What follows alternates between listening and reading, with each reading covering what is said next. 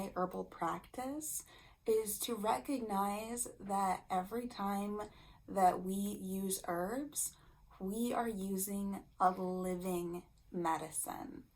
It's very important for me to dismantle this ideal that we have in our culture, which is called speciesism. This idea that our human species is superior to all other beings on the planet.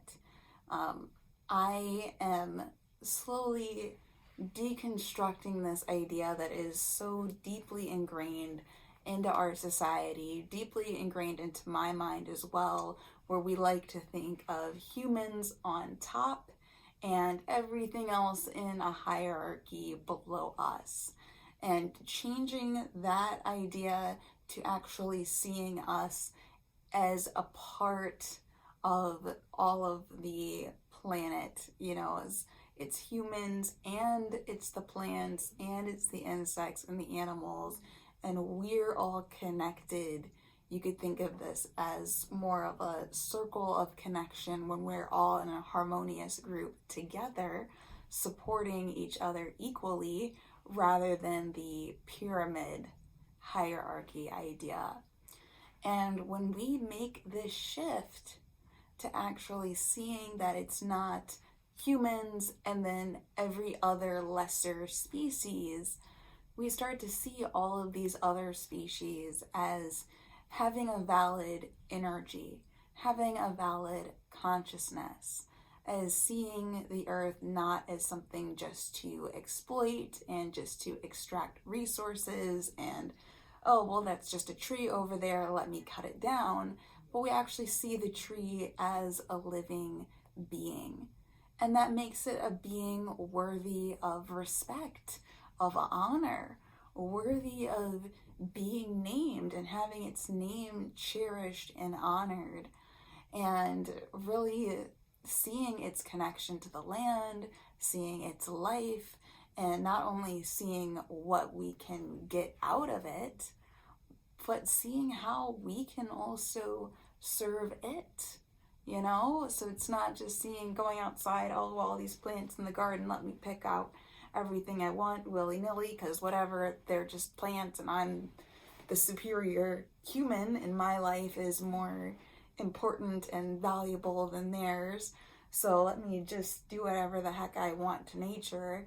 It's actually going out there and saying, hey, maybe I can take care of these plants and support them and get to know them first without having a me first mentality of what I can get out of them. And a funny thing happens when we start to make this shift.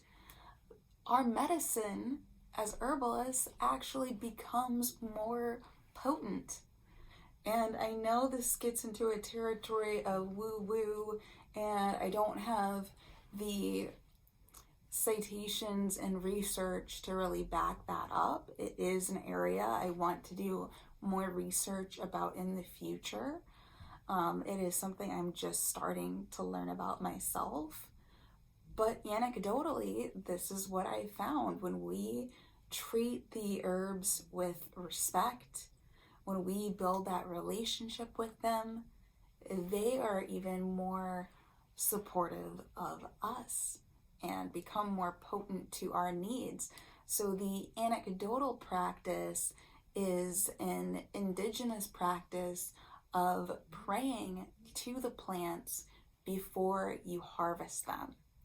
And again, I know with our current culture, it always seems a little silly or strange to go outside and talk to a plant, but I think it's worth it to actually go out and, grow the plant in your garden, visit it while it's growing, see what it needs, and talk to it. Like, really tell it about yourself, get to know it just like you're getting to know, somebody, another human being. You don't just go out to another person and immediately the first thing you ask them is, hey, what can you do for me? You tell them about yourself. You get to know them a bit more. right? And then after you developed a relationship, then you could go to them and say, hey, I could really use your help with this particular issue. I really need your medicine to help my mom's digestion. I really need your help to deal with my neighbor's respiratory condition. I really need your help for my boyfriend's dry skin condition. For whatever reason that you're harvesting that plant, pray to the plant before you harvest it.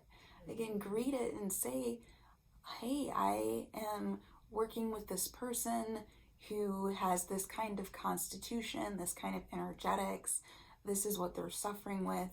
Can you please help me to help them with this certain condition? Whatever need that you have from the plant, to speak that into the plant, to speak. And I would hope for everyone listening, if you're inclined towards magic and witchcraft and mysticism, you can see this relating to the idea of putting an intention into spell work. So we know that there are unseen forces. We know that there's an energetic quality behind life itself, and we want to tap into that. And we know that plants are connected to this energy as well. So by speaking our intention to them, saying this is the need, I believe that they will react to that, again, become more potent. Or every plant has a large number of constituents. So I believe that the plant, if you set forth this intention and speak that into the plant, it can shift those constituents to more closely match the situation that you want to treat. So again, I have to look up the source for this, and as soon as I find it, I will post it in the description. But I was hearing from Sajapapam, who I'm studying with this year, an example where the sick monkey in the jungle will take a part of a plant, hold it in its mouth, and then the plant is able to read its DNA and again shift to suit that monkey's needs. And again, I do need to look up more research for those of you who are more skeptical. I don't blame you for being skeptical, but I do like the idea. I'll do some more research and see the backing of it, but it does seem to make sense to me that the plant is able to adjust its constituents to more closely match, our particular need, and that it could adjust itself for us. So, and again, this is something that has been done as well, for centuries.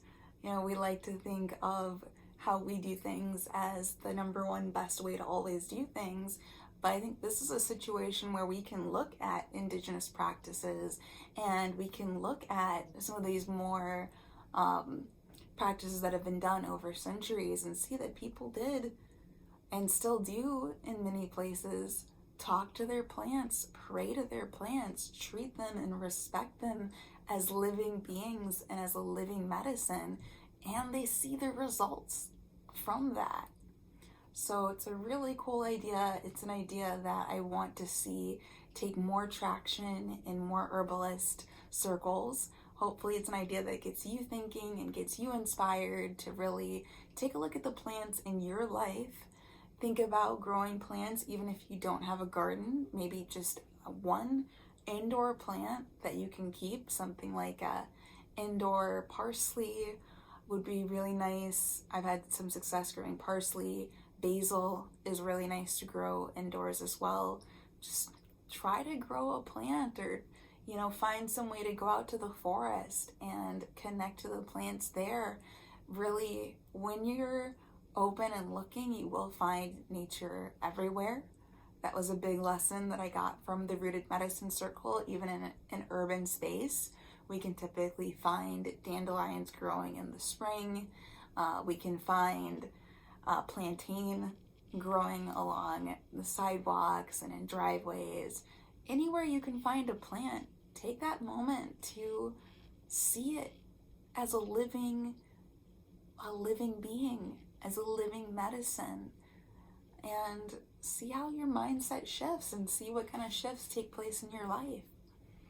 So if this idea, if it does ring true for you, if it does inspire you, please leave a comment in the description or just a heart emoji to let me know that you made it through the video. I'd love to hear from you.